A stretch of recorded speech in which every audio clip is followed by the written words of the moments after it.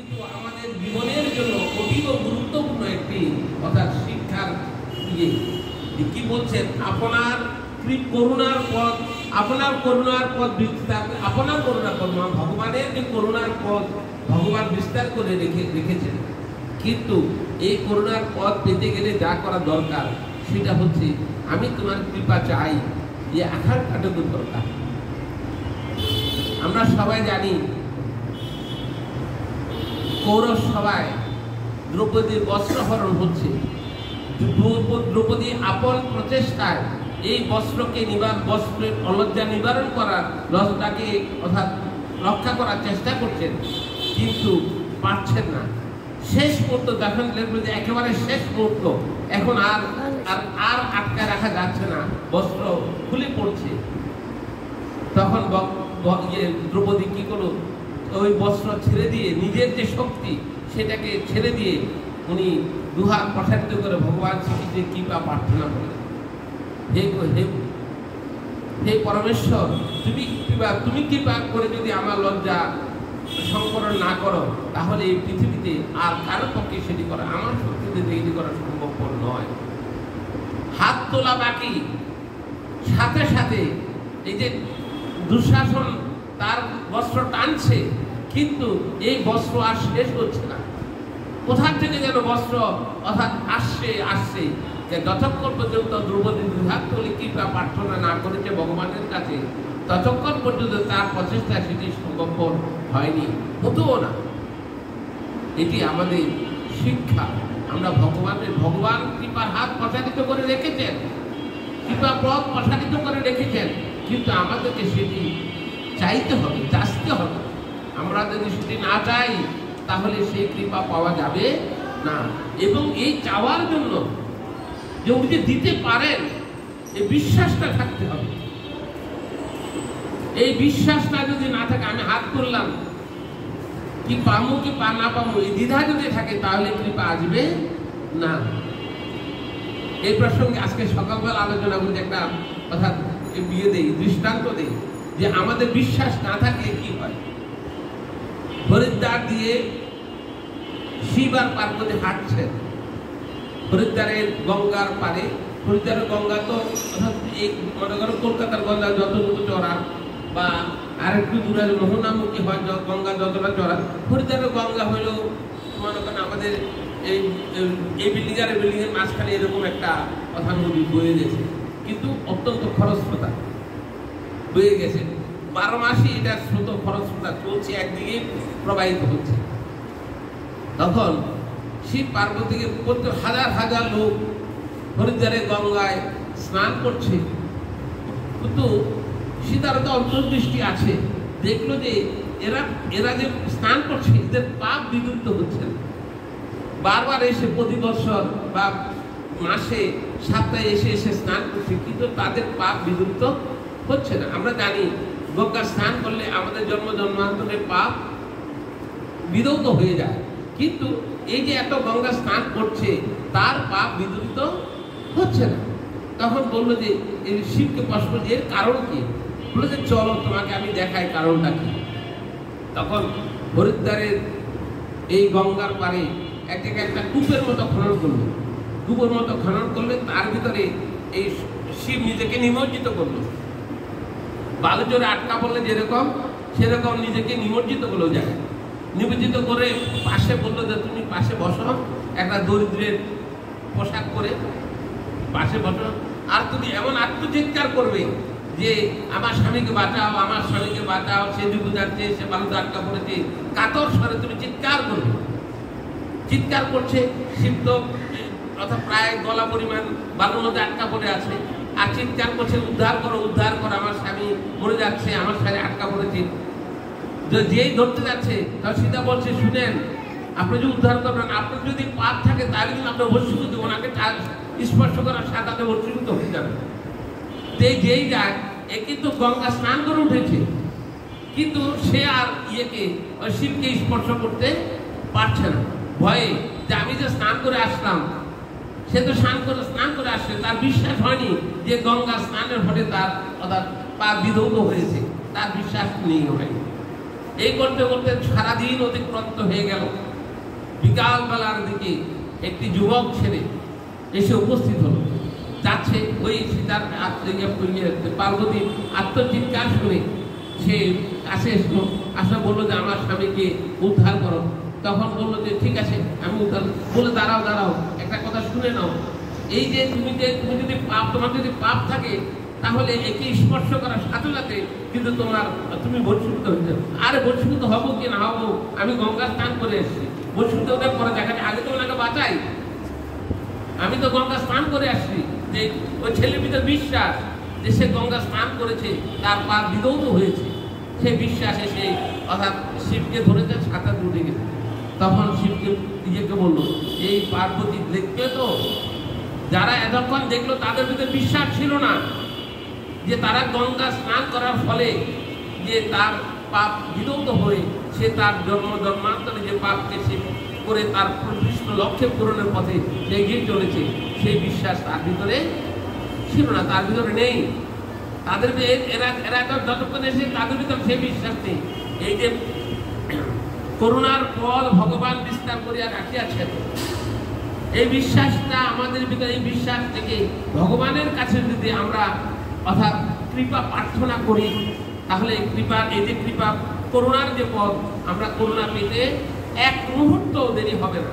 কিন্তু সেই বিশ্বাস থেকে আমাদেরকে অগ্রসর হতে হবে। বিশ্বাসটা প্রথম, বিশ্বাসে মেল বস্তু তর্কে ভগবানের প্রতি সেই বিশ্বাস যদি আমাদের না থাকে, আমরা করুণার পথ যে বিস্তার করে রয়েছে ভগবান, সেটি থেকে আমরা বলতে দেবো।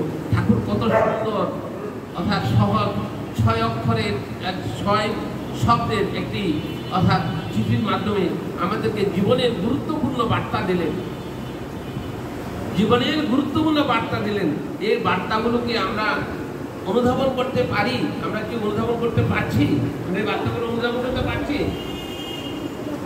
এই বার্তাগুলো আমাদেরকে অনুধাবন করতে হবে, করলেই আমাদের জীবনে সহজ ভাবে আমরা ভগবানের কৃপা, ভগবানের কলিকালের মানুষের একটাই সৌভাগ্য যে তারা যত অপরাধ কল্পনা করে, অপরাধীর কল্পনা, সে অপরাধ কল্পনায় তাদের কোনো অপরাধ হয় না। আগে সত্যকালে যদি কোনো পাপ কর্মের কথা মাথায় চিন্তা আসতো, করুক আর না করুক, সে তাকে পাপে রূপান্তরিত হয়ে যেত।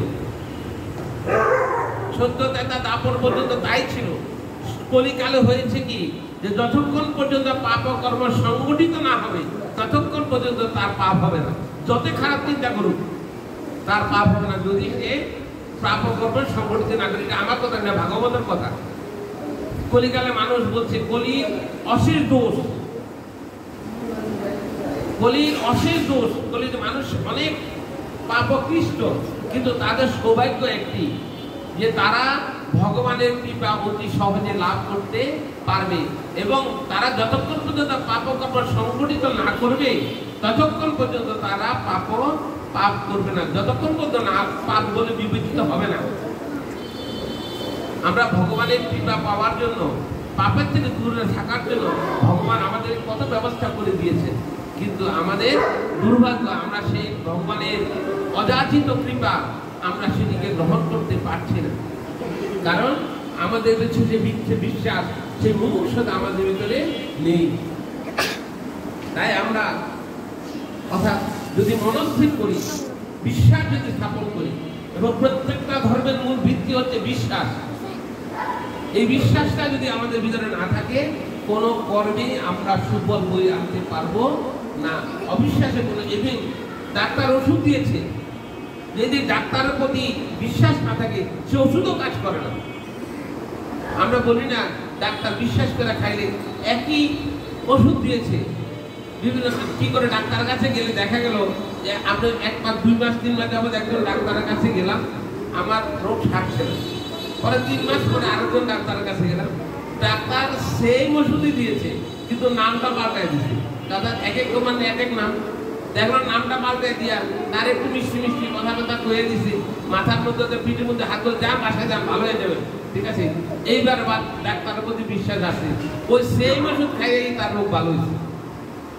একই ওষুধ, কিন্তু আগের ডাক্তার যা দিয়েছে এই ডাক্তার তাই দিয়েছে, কিন্তু আগের ডাক্তার ওষুধে কাজ করে না, কেন? তার প্রতি বিশ্বাস ছিল না।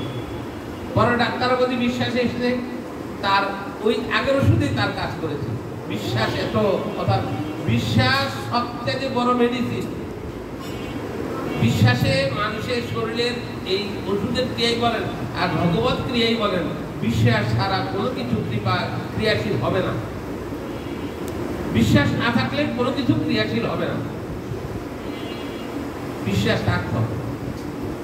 তারপরে সত্য ব্রত পরম ধর্ম, অনন্য চিত্ত হয়ে চিন্তায় সকল অভিষ্ট সিদ্ধ করিয়া দেয়, কোনো অভাব রাখে না। কি বলছে? বলছে সত্য ব্রত পরম ধর্ম। সত্য কি বল? সত্য ব্রত। ব্রত মানে কি? কায় মন বাক্যে যেই চর্চা মানুষ করে, যেই জিনিসকে মানুষ অনুসরণ করে তাকে ব্রত বলে। ব্রত শব্দের অর্থ কায় মন বাক্যে। যেমন আমরা একাদশী ব্রত বলি, লক্ষ্মী ব্রত বলি। লক্ষ্মী ব্রত পালন করতে গেলে সারাদিন রাত্র উপবাস থেকে তারপরে কায় মন বাক্যে, এবং অনেকে রাত্র জাগরণ করে মা লক্ষ্মী আরাধনা করে। একাদশী ব্রত পালন করে, আগের দিন সংযম পালন করে, পরের দিন অর্থাৎ অনুকল্প প্রসাদ গ্রহণ করে তারা এই সারাদিন ভগবানের নাম চিন্তন করতে করতে এই ব্রত পালন করি। তাহলেই ব্রত একাদশী ব্রত রূপী। আমি একাদশী ব্রত পালন করলাম কিন্তু একবারের জন্য ভগবানের নাম নিলাম না, তাহলে সেটিকে ব্রত বলবে না, ব্রত হলো না। সেটি একাদশী একাদশী ব্রত হলে একাদশী ইন্দ্রিয়কে সংযত করা। ব্রত মানে হলো কায় মন বাক্যে, শরীর মন সবকে এক ভগবত মুখী করতে হবে, ভগবানের মুখী করতে হবে, এটাকে বলা হয় ব্রত। বলছি সত্য ব্রত। সত্য কি? ঈশ্বর একজন আছেন, এই বিশ্বাস অন্তরে স্থাপন করা। ভগবান পরমেশ্বর অদ্বিতীয় একজন আছেন, এটাকে বিশ্বাস করা হলে পরম সত্য। গুরু কৃপা আমার উপর যদি বর্ষিত হচ্ছে, বিশ্বাস করার হলে পরম সত্য। কেননা গুরু কৃপা, গুরু যে গুরু রূপে, এই গুরু আমরা গুরু আশ্রিত হলাম। আমার যদি বিশ্বাস না থাকে যে গুরুর কৃপা, গুরুরূপে যে মন্ত্র দিয়েছেন, এই মন্ত্র আমার জীবনের অভিষ্ট লক্ষ্যে আমাদের পৌঁছে দেবেন, এই বিশ্বাস যদি আমাদের না থাকে তাহলে গুরু কৃপা লাভ করা যাবে না। গুরুকে সাধারণ রক্ত মাংসের মানুষ মনে করে যদি আমরা যে নাম দিছে, এই গুরুর নাম কেন অন্যরা দেখলেন জন্য কিভাবে কত আচার আচরণ এই করে সেই করে, এই করে, এই ব্রত পালন করে, ব্রত পালন করে, এই নিয়ম করে, এই জপ করে, এই করে সেই করে, নানা রকম। আমাদের গুরুদেব তো কিছু বলে নাই। আমাদের গুরুদেব তো কোনো নিয়ম বলছে যে আপনাকে যখন মনে যখন পারেন অন্ততপক্ষে একটু নাম করেন। দরিদ্র ব্রাহ্মণের একটা কথা, এই নামে যে ক্রিয়া হতে পারে, এই মা যে ক্রিয়াশীল হয়ে আমাকে আমার জীবনের অভিষ্ট লক্ষ্যে পৌঁছে দিতে পারে, এই বিশ্বাস যদি থাকে সারাদিনে 10 বার নাম নিলেই হবে। কিন্তু আর বিশ্বাস না করে যদি আমি লক্ষ্য নাম জপ করি, কোনো লাভ হবে না। লক্ষ্য নাম যদি জপ করি কোনো লাভ হবে না। লক্ষ্য রেখে করতে হবে, গণায় লক্ষ্য করলে কোনো লাভ হবে না। ভগবানকে লক্ষ্য করেই জপ করতে হবে। তাহলে দাদা মাঝে মাঝে দাদা পাঠের মধ্যে বলে এই লক্ষ্য সেই লক্ষ্য নয়, 3 লক্ষ 4 লক্ষ 2 লক্ষ, এই লক্ষ্য সেই লক্ষ্য নয়। ভগবানকে লক্ষ্য রেখে জপ করতে হবে, তাহলেই এই ভগবানের কৃপা, নামের কৃপা আমাদের উপর বর্ষিত হবে। নামের কৃপায় আমাদের লক্ষ্য, অভিষ্ট লক্ষ্যে আমরা উপনীত হতে পারব। তারপরে বলছে সত্য ব্রতে অনন্য চিন্তায় সকল অভিষ্ট করিয়া দেয়, এই কোনো অভাব রাখেন না।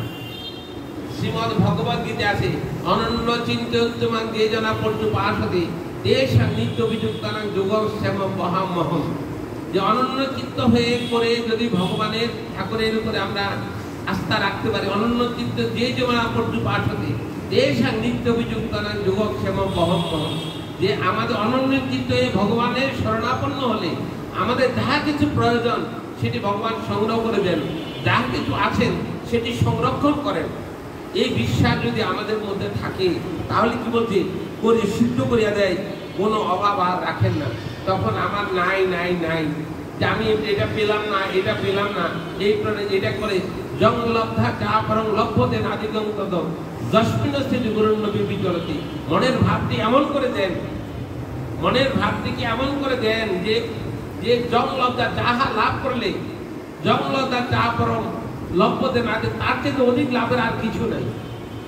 জংলব্ধা চা পরম লভ্যতে নাদি যস্মিন স্থিতি করুণ বিপদ, সকল গুরুতর বিপদে যদি আমাদের সামনে উপস্থিত হয় তাহলে আমরা বিচলিত হব না।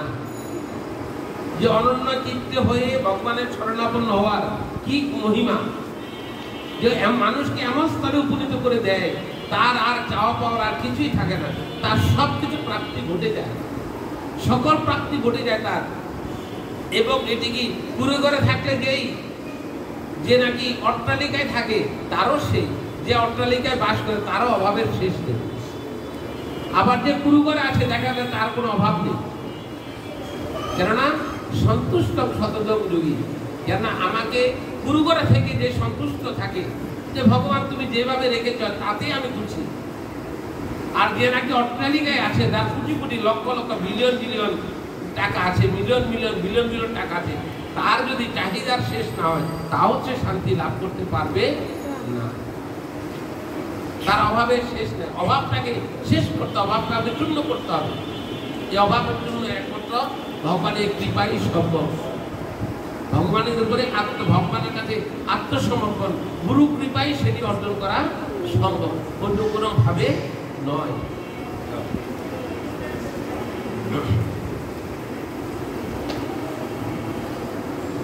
তারপরে 106 নম্বর তত্ত্বাংশ, যাহা প্রাক্তনে উপস্থিত করে যথাযোগ্যভাবে সর্বদা সহ্য করিয়া রাখিবেন, ইহাই ভগবানের কৃপার স্থান। আমরা যাহা কিছু দুঃখ কষ্ট আনন্দ বেদনা ভোগ করছি, এটি হচ্ছে আমাদের জন্ম জন্মান্তরের প্রারব্ধের ফলে। এই যে আমাদের যে কর্মফল তিনভাবে প্রতিবাদ হয়। এক হচ্ছে অর্থাৎ প্রিয় মা যখন আমি করলাম সাথে সাথে আমার তার প্রতিফল আমি লাভ করি। যেমন আমাদের আগুনে হাত দিলাম, এটা দুটো কর্ম। আমি আগুন দেখছি যে আগুনটা দিলে হাত দিলে আমার হাতটা পুড়ে যাবে, কিন্তু আমি হাত দিলাম এবং এর যে প্রতিফল এটা কিন্তু আমি সাথে সাথে পেয়ে যাবো। কি হবে? আমার হাত পুড়ে যাবে, আমার হাত পুড়ে যাবে। আমি একজনের কথা অর্থ যে আত্মসাৎ করলাম, কিন্তু এই জন্মে তাকে আমার তার শোধ দিলাম না, তারটা আমি অর্থাৎ আমার এই জীবন শেষ হয়ে গেল। আমার এটা এই তার যে ঋণ, এই ঋণটা আমার সঞ্চিত হয়ে গেল। পরবর্তীকালে এই ঋণের দায় আমাকে শোধ করতে হবে। সঞ্চিত ঋণ পরবর্তীকালে প্রারব্ধ রূপে আমাদের কাছে অর্থাৎ প্রতিবাদ হয়। আর এই জন্মে ঋণ নিলাম, ঋণ অনেক সময় প্রয়োজন হলে কিন্তু আমি শোধ করে দিলাম, কিছুদিন জন্য নিলাম, কিন্তু পরে শোধ করলাম। কিন্তু আমি শোধ করে না যায় সেটি ওই যে হিসাবের খাতায় তুমি ভুলবা কি যা বলে যেটা আসে, যে পরবর্তী বছর সেটা পরবর্তী জন্মে আমাদের সেটা প্রারব্ধ হয়ে আমাদের সামনে উপস্থাপিত হবে। আমাদের সে অনুযায়ী দুঃখ কষ্ট আনন্দ বেদনা সেটি আজকে যদি আমরা কাউকে আনন্দ দিই, সে আনন্দের ভিতরে যদি সে আমাকে আনন্দ দিতে না পারে, পরের জন্ম কি হলো সে আমাকে সে আনন্দ দান করবে। যে আমরা যা আনন্দ পাচ্ছি, আমরা যা দুঃখ ভোগ করছি এই জন্মে সবকিছু পূর্ব জন্মের অর্থাৎ প্রারব্ধ ফল। অতএব সেই প্রারব্ধ যেটি ঠাকুর বলছেন, প্রাক্তনে যাহা উপস্থিত করে যথাযোগ্যভাবে সর্বদা সহ্য করিয়া থাকিয়া, ইহাই ভগবানের কৃপার স্থান।